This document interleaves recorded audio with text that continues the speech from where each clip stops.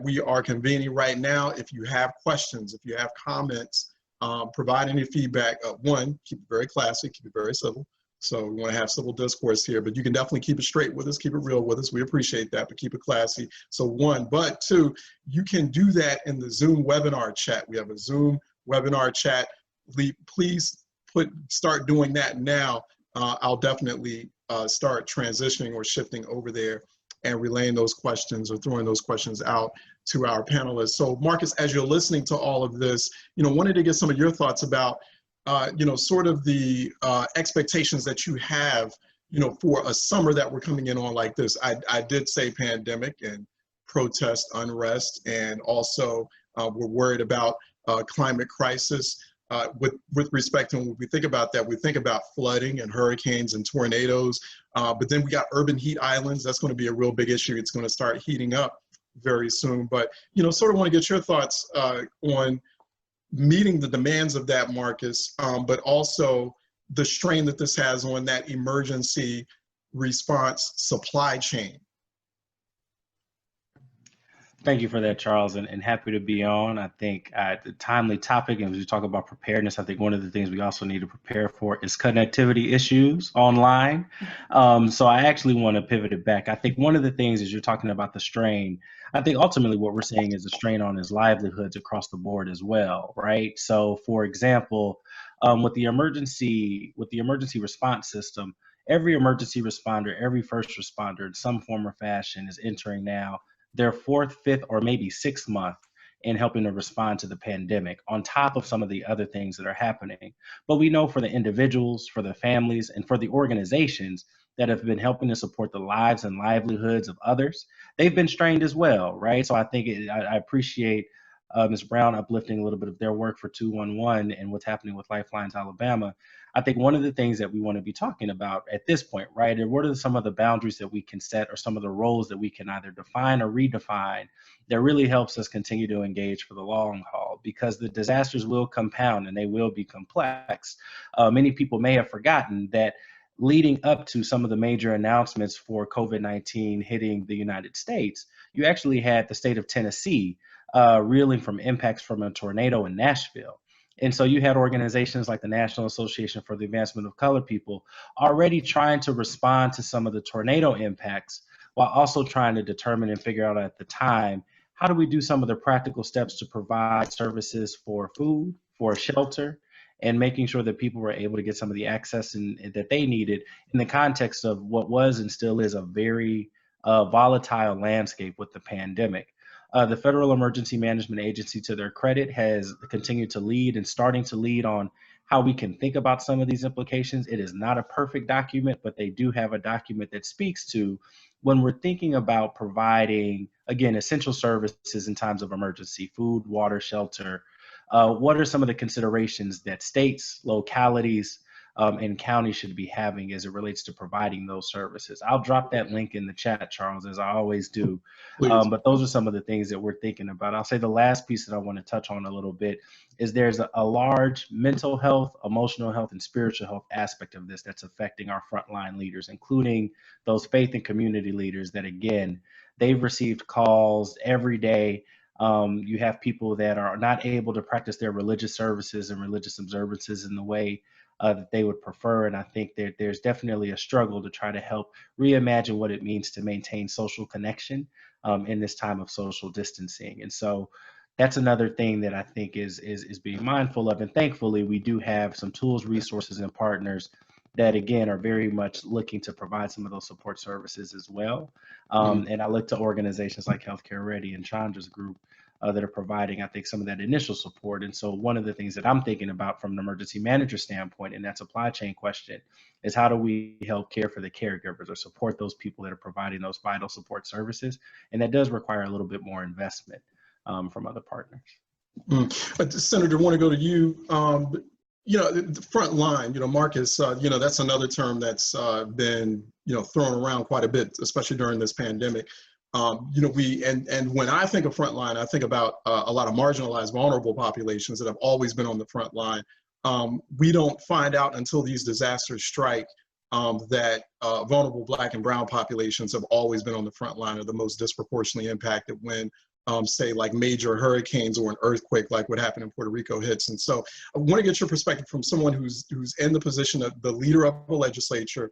You were at the center of the maelstrom in terms of trying to coordinate a better, more effective local, state, and then federal response. But what happens there? Give a little bit of your perspective about when there is a failure on the part, particularly from federal partners or from a lot of that emergency management response, when there's not a whole lot of insights into the struggles of vulnerable or marginalized communities when dealing with disasters like this. We had a bit of taste of that from 2005 with Hurricane Katrina. We seem to be constantly getting into a repeated loop on this conversation. Every time big disasters happen, there is a failure to understand or to have diverse peoples in those emergency management planning rooms. Oh, did you hear the actually bullseye? First thing that happened in Puerto Rico, and we found out real quick, we live in the island.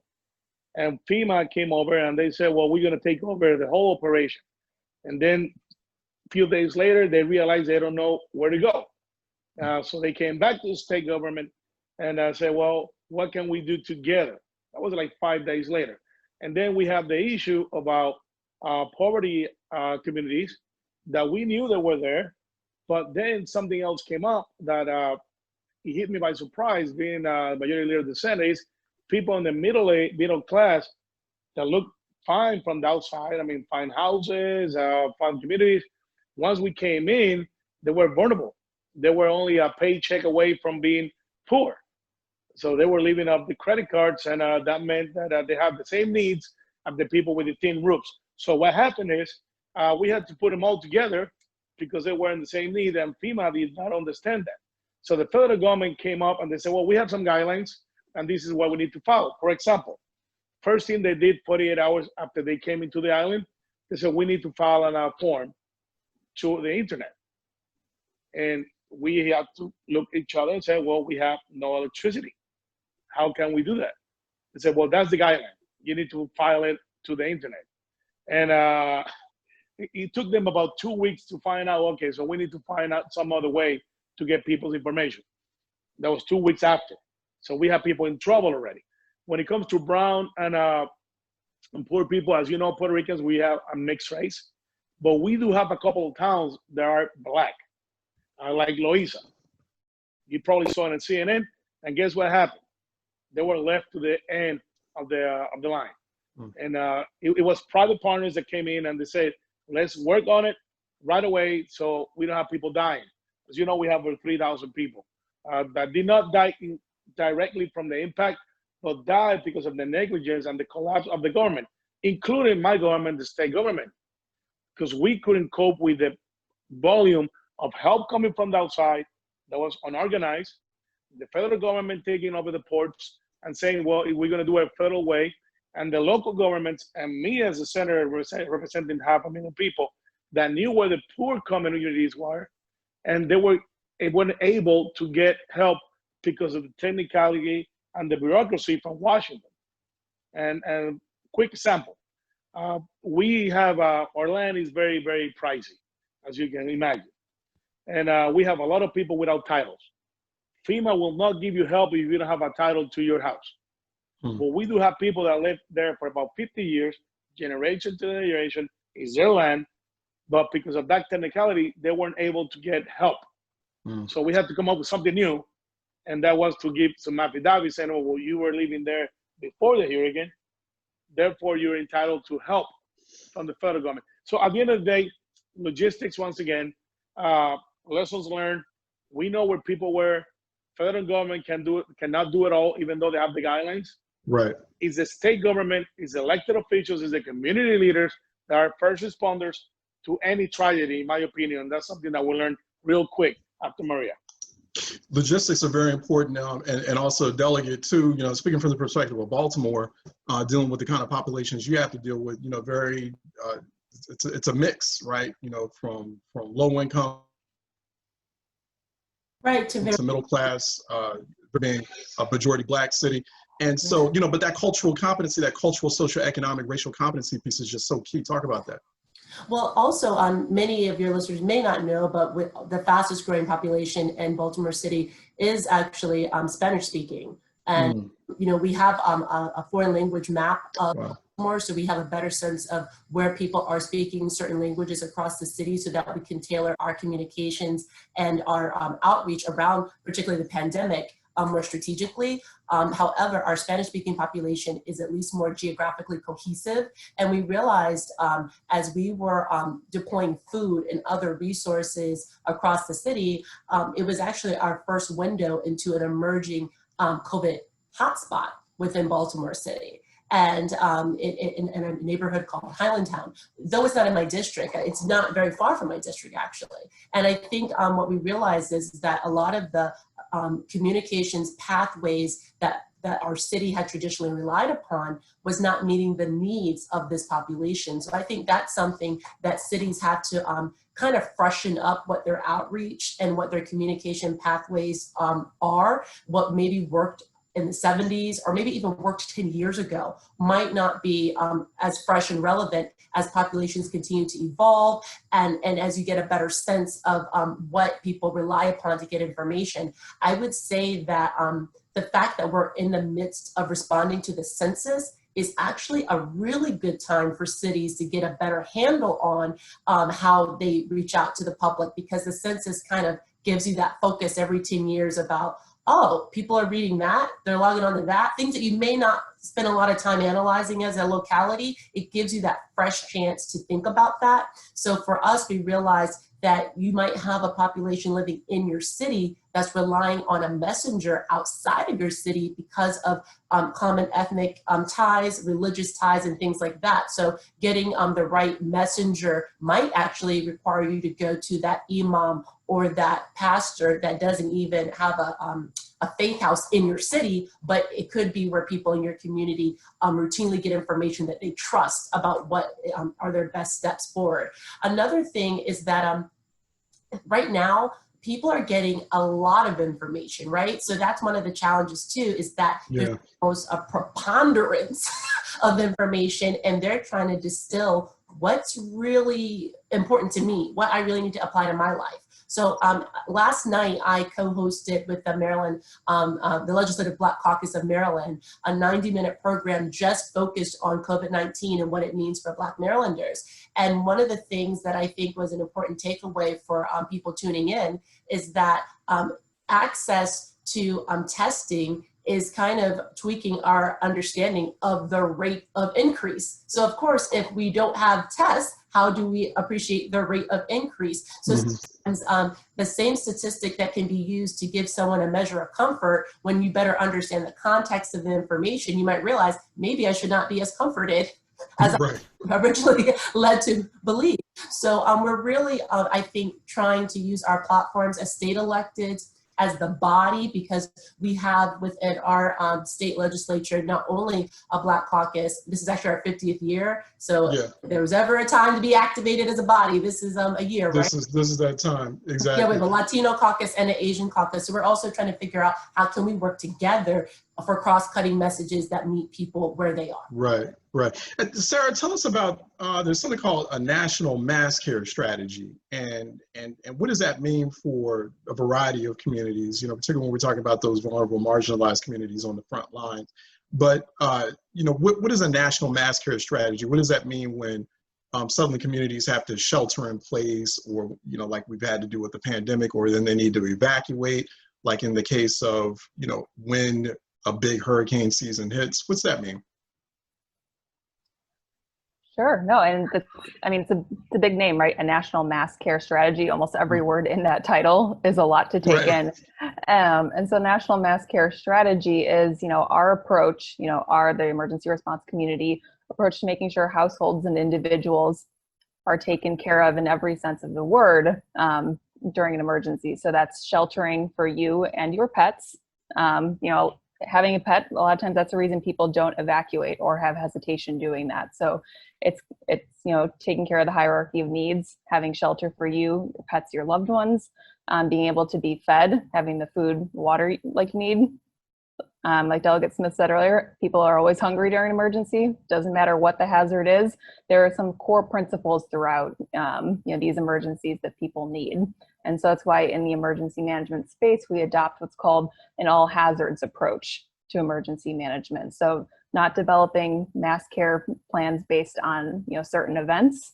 There are annexes for these events, but having a unified approach, no matter the event, no matter the need, to be able to take care of those human needs: shelter, water, food, having your medicine, having your emergency supplies, and all of your healthcare needs. That's kind of what that national mass care strategy tries to set a framework and a parameter for. Here's a question. We're going to some questions in the Zoom webinar chat, and Chandra, I'll let you weigh in on this first. We have a question from attendee Malco Polo, who is wondering, how can citizens organize in cases like, for example, Hurricane Maria, and is leaving an example of when, with Hurricane Maria, in the wake of that, thousands of water pallets left unnoticed for people in need in Roosevelt Roads Naval Base and Sullivan, Puerto Rico, and other places in the island. Chandra, I'll let you weigh in on that. Senator, I'm sure you might want to weigh on that as well, since it's dealing with Hurricane Maria. But Chandra, go ahead. I mean, the larger, more fundamental question is, because we've been talking about different agencies and institutions preparing and responding, but what about citizens? What can they do in a time like that? I think we know our communities better than anyone else. So what do we see, creating that connectedness prior to a disaster? I think that's important. Knowing what's out there and what we need, knowing our neighbors so we can stay connected. I think often what people don't do is they want to do it and they're afraid, and so it's just the courage to step out there and do it. And to say, I had a friend at one time after Katrina impacted the end of Mobile, the south end of Mobile. And so she called me one day and said, hey, I got to do something. 2 days later, she had called her church. She had called several other community groups that she knew. And she did one of the largest drives that were in this side of the Gulf Coast. Just by making a couple phone calls. And so I think often we don't realize that we have the social network and we have those social connections that I could call Delegate Smith, I could call Marcus, I could call Senator Rios and say, hey, look, I want to do something. Y'all are my friends, I know you, what can we come together and make happen? And often it's as simple as that. It's as hard as that, but it's as simple as that. Senator, before I let you in on that, I want to make sure all the panelists get an equal time here. Marcus, weigh in on that, because especially in your position there at HWC and how you partner up with Healthcare Ready, and you've been talking a lot with on-site grassroots community organizations like, for example, NAACP branches, Urban League, Black churches, et cetera. So what your thought on that, kind of piggybacking on what Chandra just said, as far as, what citizens, what actual residents can do in attack, because we might just feel as individuals, as households, powerless, and to an extent that would be true in a disaster, but what are some of those steps that we can take as those individual households or as resident citizens? No, thank you for asking that question, Charles. And it's something that gets more complicated by the day. My general personal creed in our household is the best thing that you can do is the thing that you do best. And so if it's as simple as just being that person in your family that's navigating some of the websites, we know that there's a lot of information out there, to Delegate Smith's point, that people are trying to navigate. So if you can pull some of those key resources together and help process it and make sense of those for your family, I think that's one thing that you can do in home. I'll say the second piece, and Charles, you and I have talked about this throughout the course of our venture throughout this whole journey, right? Chores still got to get done. Like, life still has to happen. You still got to figure out how you're going to work together as a team and as a family to ensure that you're meeting the day-to-day needs. And then checking on your neighbors, as a few people mentioned, is a key thing. If we're pointing to some specific examples at the community level, so we have seen historically Black colleges and universities, Hispanic serving institutions leading from a place of research and academia, and we have people that are in these fields that are studying and looking at how to address some of these problems in work. And so, to the delegate's point and to the senator's point, right, there are some local resources and local leaders leading well there. If we're talking about in the home, one of the things that we can encourage now, and Healthcare Ready has some great resources about this, making sure that all of your family members that do have medical prescriptions or that do have some form of medical care that they need, know what steps they can be taking to help reduce the risk of exposure to COVID on the front end, and have a plan for how they're going to continue to access those medical care needs in the event of other disasters that happen. Unfortunately, I think that has been a reality for far too many people who, in the midst of responding to the pandemic, may have lost their pharmacy, may have lost their ability to transport for their dialysis visits. And so if we're talking about in the home, I think one of the best things that we can do to show up for one another is to make sure that we're all healthy and well.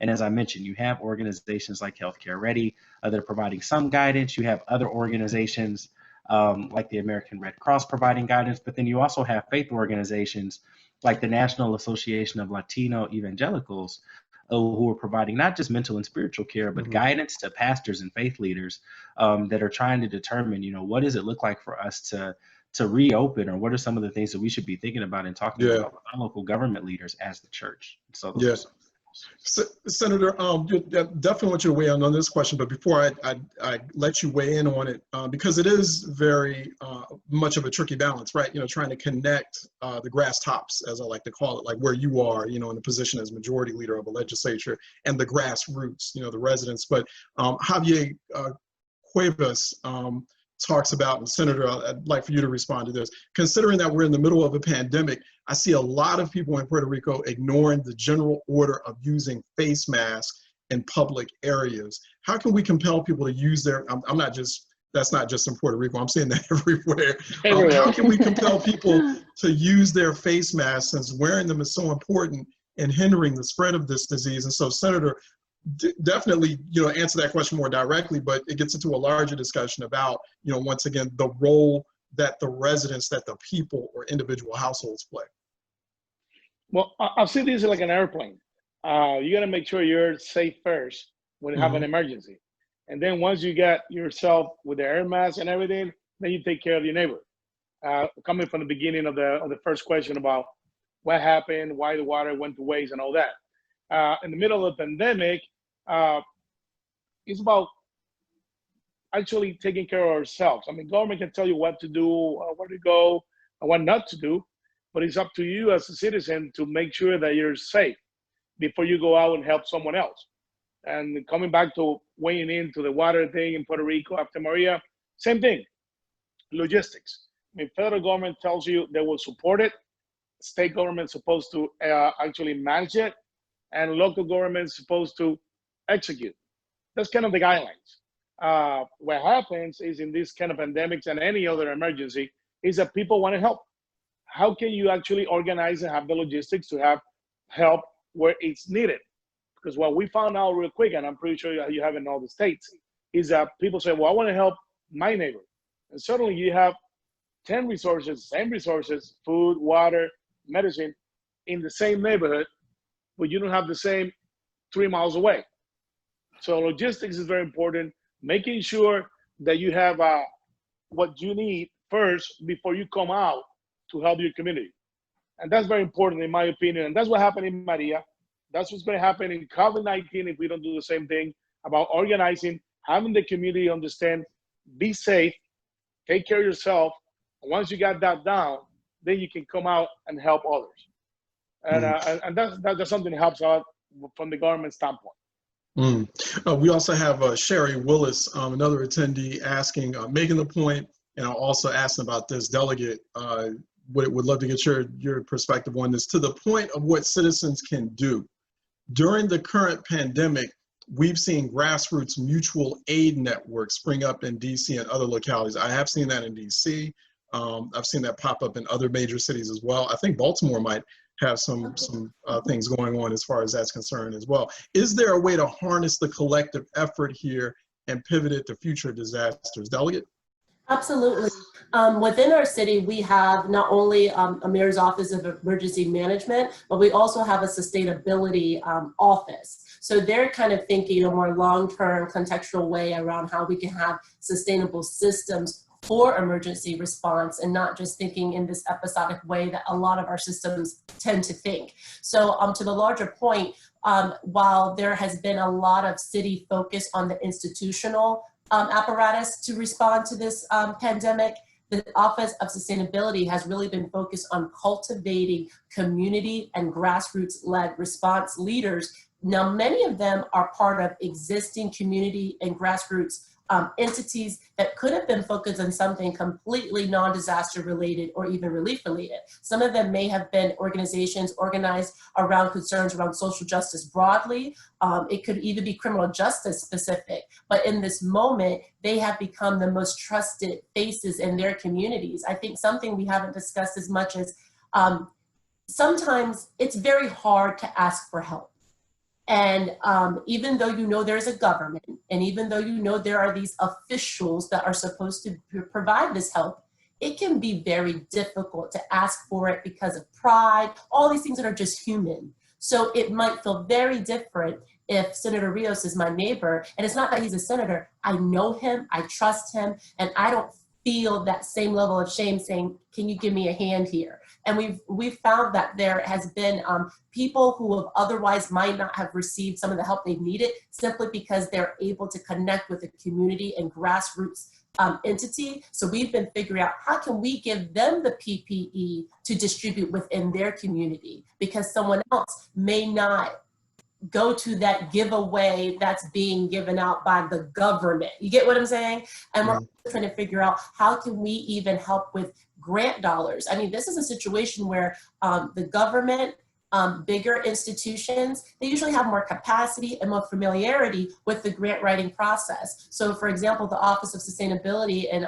Baltimore has been able to secure an additional $65,000 just in the past month for grassroots community members to continue their food relief work and their urban ag work, because we realize that this is the perfect time for people to be growing food, but how can they make sure their food is going to go to the communities that need it the most. So I think there's a lot of different things, but I think the foundation community needs to kind of widen their perch of what they think is a worthy organization to give to, because I think quiet as it's kept, a lot of bigger institutions, the government included, have relied upon these grassroots and community organizations to be their validators and to be kind of their entree into some of these communities that need help. And we don't really have time for that. We need to endow the trusted messengers and the trusted entities with the resources and the support right now, and not always think that there needs to be a middleman. So I think there needs to be some institutional humility and some institutional assistance to kind of realize maybe they don't need to be the first person to get the resources. They need to make sure they go directly to those groups. And that's what we've been trying to do in Baltimore with different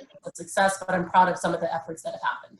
Hey, speaking of institutions and the role that they play, Sarah, do we find that public-private partnerships have been working, especially during this time of the pandemic? Has it sort of enlightened us to new ways of doing things, partnering, new models?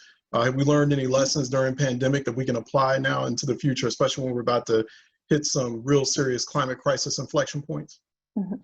We have, and actually wanted to build on Delegate Smith's comments about, ways to plug in, and, communities can sometimes feel like either they have to go it alone, or, they're not sure, for whatever, for valid reasons, aren't able to plug in with government, don't want to.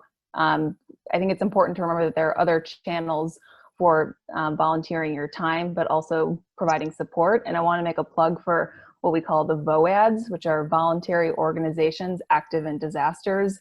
There's a national VOAD that has national nonprofits that convene. There are state VOADs, so you can learn more about who are the members of your state VOAD, all the way down to local and regional VOADs. These organized groups of nonprofits, NGOs, where if you kind of, to Marcus's point earlier, do what you do best. So if you want to volunteer your time on social media, if that's where you're comfortable, pushing resources there. If you want to volunteer your time distributing PPE, distributing food, these VOADs are a great place, to harness that community willpower that I think Sherry was mentioning in the comments earlier. And speaking from Healthcare Ready's role, we work very closely with, members of the NVOAD, the National Voluntary Organizations Active in Disasters.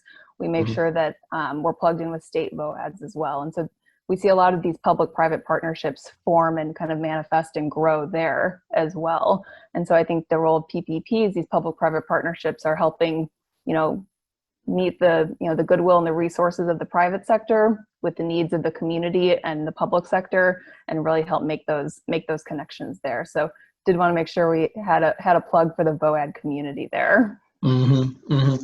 Chandra, you go a little bit further into this or deeper, and we may have, I'm going to kind of I know we're scheduled to close at about 11. We'll close maybe about several minutes after, so we got a little bit of time, but just more thought into how we're aligning emergency response, emergency management with the social justice dynamic, because there's the, so for example, pandemic showed up, we were just initially, especially just focused on, okay, triaging it, the public health dimension of it, but then we find out, oh, you know what?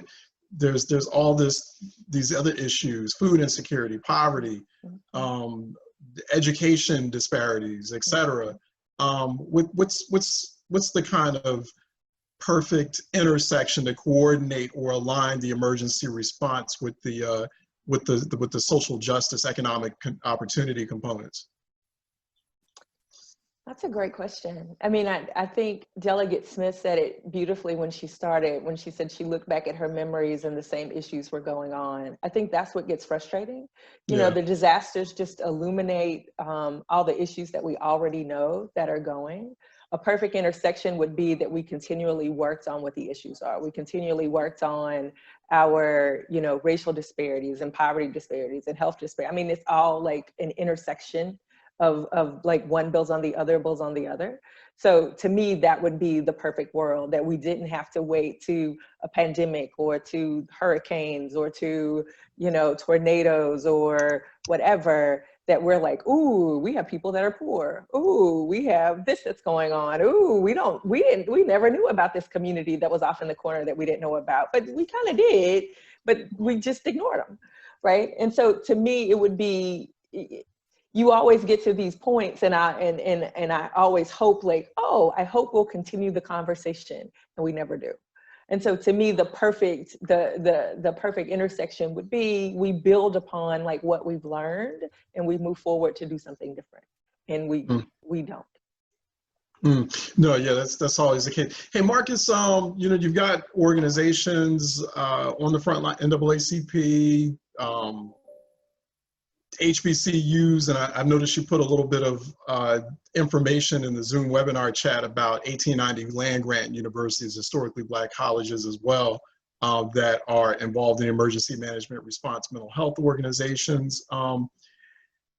How do we get more aware and more familiar with, well, one, what are the types of roles that those organizations are playing? How can we get constituents, residents more familiar and more aware of what those organizations are doing?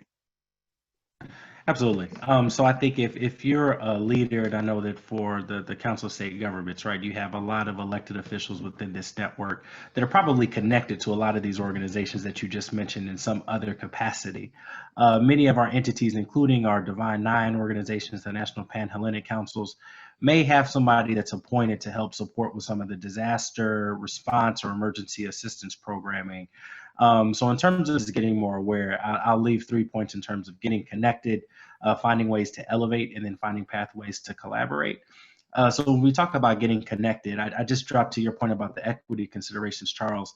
The NAACP outlined 10 equity considerations that provides a pretty robust list of not just considerations, but articles and partners that are leading in this work.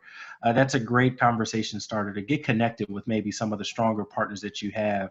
To Delegate Smith's webinar last night, I had another friend of mine who is also a delegate in Maryland, who has been leading on the front lines as it relates to housing and income assistance, right? And so she sees the intersections across the board there. When we talk about some of the elevation or some of the investment of organizations, so like I said, we mentioned the historically Black colleges and universities. I also want to mention and uplift some of the Hispanic minority serving institutions as well, including the University of Puerto Rico. These are going to be some of the institutions that governments and philanthropic organizations, they are going to be doing, so they can take the lead on some of the research and some of the programming that's going to help communities find their way through not just this disaster, but future contexts. And more importantly, we have an entire generation that we still need to train up in the workforce. And so looking to those institutions to elevate is one example. The other side of that, of course, is elevating our leaders and elevating those people that are leading organizations and mutual aid networks, and making sure that we are sharing the mic and sharing the stage with organizations and entities that may not be as familiar to big funders, right, or traditional funders in communities. And so I'm sure the senator in Puerto Rico knows countless faith leaders and community leaders that he's been championing and sharing. So when they're having some of those big conversations, they know who they are as well. And then to the last point, right, in terms of collaborating and getting connected. So you heard about the voluntary organizations active in disasters. I dropped a few specific state links just based on the entities that are on this call today. But you have a collection of more than 50 members from the Salvation Army, American Red Cross, Lutheran Disaster Services, Presbyterian Disaster Assistance, Islamic Relief USA, and secular organizations. As well as partners. And that collective body are going to be other ways to get connected and collaborate. But I think one of the key things that we're learning, Charles, and you've been championing this, and CSG has been doing this through the micro summits the entire time, right? We need to center the lived experience and expertise of people who are most adversely affected. This is not about coming in and saying, I'm the expert, I know the language of emergency management, we're going to do it this way. This is about empathy, this is about being humble, and this is about realizing most solutions that are going to result in stick are going to be solutions that have buy-in from the community. So hopefully some of these groups and some of these tips help those leaders that are looking to support those people and work with those emergency managers to kind of take that role as well. Senator, Majority Leader, we have a question here from Javier Cuevas while we got a few more moments remaining here. When we consider that Puerto Rico has suffered 2 hurricanes, multiple earthquakes, and a world pandemic in just under 3 years. So how should state and local government officials respond when they find themselves faced with what he's describing as an aggressive, probably a less empathetic federal government that appears to have little to no interest in helping the state or territory? If you'd like to weigh in on that question. Well, first of all, I'm going to get political. Vote. Vote for people that care. Well, actually, because lives matter. Second of all, we are phased out. Current president he sees us either Republican or Democrat. I think Puerto Rico is a swing state, if you ask me. But it is political, and having no representation in Congress and the Senate, it makes it more difficult. So we have to borrow democracy from the states, meaning that I have to go to members of Congress and senators that do not represent me, but represent communities that look like me, and telling them that 3.2 million U.S. citizens live in an island in the middle of the ocean, like the president says, and you cannot drive there, and we have no political power. So saying that it's about coming to the office, knocking on doors, talking to the federal government, getting the facts correct, and keep fighting. I mean, it's a ongoing fight for democracy and for surviving because of lack of political power in the territory. And that's a big challenge. I mean, I've been facing it for last 20 years. And I gotta be honest with you, we have gotten more attention after Maria because of the diaspora, which I don't think is a diaspora, but people, other communities caring about Puerto Rico. So it wasn't the federal government stepping up to the plate and saying, I'm here to help. It was people from Philly, from Baltimore, Virginia, Florida, Texas, California, people that came up and said, you know, that's wrong. What's happening in Puerto Rico is wrong. And programs like this, CSG, taking care of delivering the message, that's what really helped us to, shine a light and say, how can we fix this? And that obligated the federal government to say, well, you know what, we cannot ignore it anymore. We got to work on it. And that's is an ongoing fight, to be honest with you. Hey, Delegate, last word here. I'm real curious to get your thought on this. How do we get more people of color, particularly Black and Brown people who are on the front lines in the emergency planning and response decision-making room? I'm starting to have more and more of those conversations, and even white emergency management emergency response professionals who are saying, you know what, I don't see diversity at all in these planning and response rooms when these disaster strikes, or when we're even before they strike, when we're planning for them or mapping out the response, they're even getting bothered by that. And so from your perspective, particularly in a state like Maryland, Maryland's about what, 35% Black? Yeah, third. Right, a third, Yeah. basically, yeah. 30%. Yeah, Yeah, so well, think? Sarah knows this because she actually works with me in my day job capacity, because I'm an assistant director for the Department of Planning for the city of Baltimore. So planning, emergency response, land use, careers, there's a lot of need for diversity, kind of all of the kind of intersecting careers. Right. So I think that there's a couple of things afoot.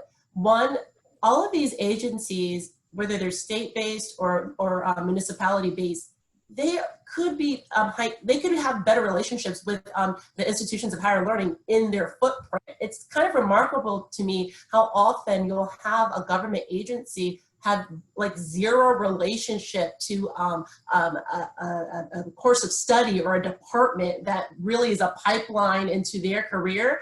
And when you consider every state isn't going to be like Maryland with like 4 historically Black colleges, but I mean, right here in Baltimore City, we have 2, and we didn't necessarily have the best, I think, institutional relationship and pipeline. So that's something that I think from an equity perspective, it's not only the output of the work you do in emergency response that should have equity lens, your hiring practices, the way you can do business within your agency or institution also should be done with an eye towards equity. So some of that's going to be about, I mean, how do you even recruit in the first place your opportunities? Where do you even put your notifications for opportunities? I know that for us, we have created a committee just focused on pipeline. And it doesn't just start at the collegiate level. It's also about getting young people as young as middle and high school aware of an option. There's a reason why every kid want to be a doctor, lawyer, and an engineer, because that's like the only jobs we ever talk about all the time.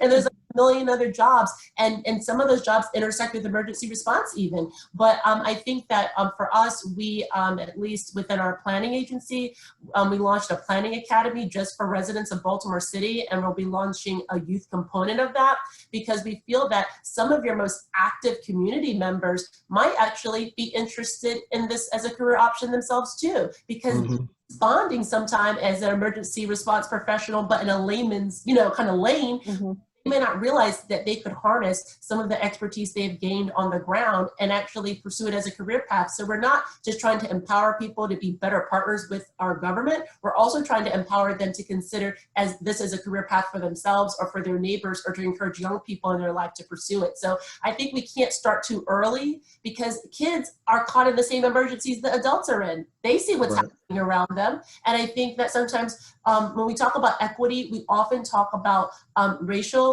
and gender-based equity, but one of the equity prongs we're thinking about from our 4-prong equity lens within the city of Baltimore is transgenerational equity. The U.S.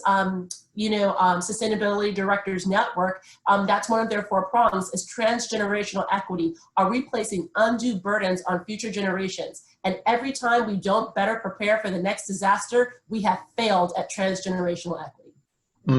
Delegate Smith, I'm going to give you the last word because we're running on time here. That was Delegate Stephanie Smith, representing parts of Baltimore and Maryland, and with the House Delegate in the Maryland House there. Also, we've been listening to State Senator Carmelo Rios, who is Majority Leader of the Puerto Rico State Senate. He's been joining us as well. Sarah Baker, welcome, Healthcare Ready, Programs Director for Healthcare Ready, and thanks so much for also having Healthcare Ready partner with us. Go to healthcareready.org to make this convening, this micro summit possible.